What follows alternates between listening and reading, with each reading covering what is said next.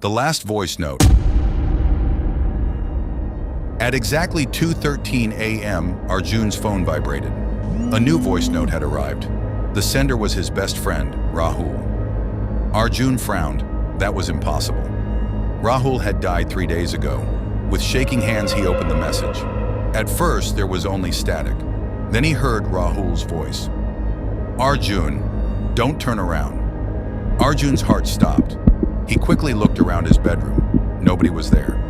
He laughed nervously. This has to be a prank. Then another voice note arrived. This time the message was shorter. I'm serious. Arjun stood up. The room suddenly felt colder. A third message appeared. His hands trembled as he pressed play. I can see you. Arjun's eyes widened. The curtains moved slightly even though the windows were closed. He rushed to lock the bedroom door. Another message arrived instantly. You locked the wrong door. A loud knock echoed from inside his closet. Knock, knock, knock. Arjun backed away. His phone vibrated one final time. The last voice note contained only a whisper. I'm already inside. The closet door slowly began to open. Then the screen went black. The next morning, Arjun's phone was found on the floor. The final voice note was still there, but this time the voice wasn't Rahul's. It was Arjun's. The empty seat. Every morning, Nikhil took the same bus to college. There was one seat nobody ever used, the last seat on the left. Whenever someone sat there, they would quietly move away a few minutes later.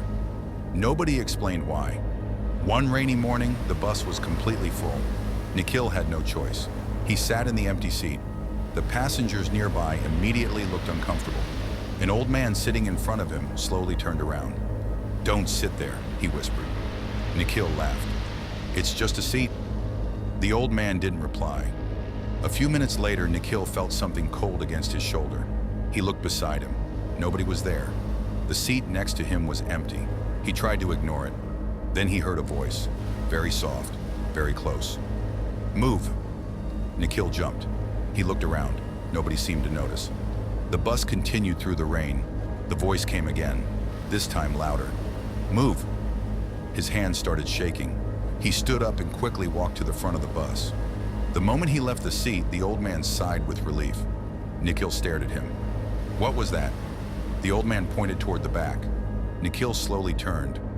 For a brief second, he saw someone sitting in the seat, a pale woman wearing a wet white dress.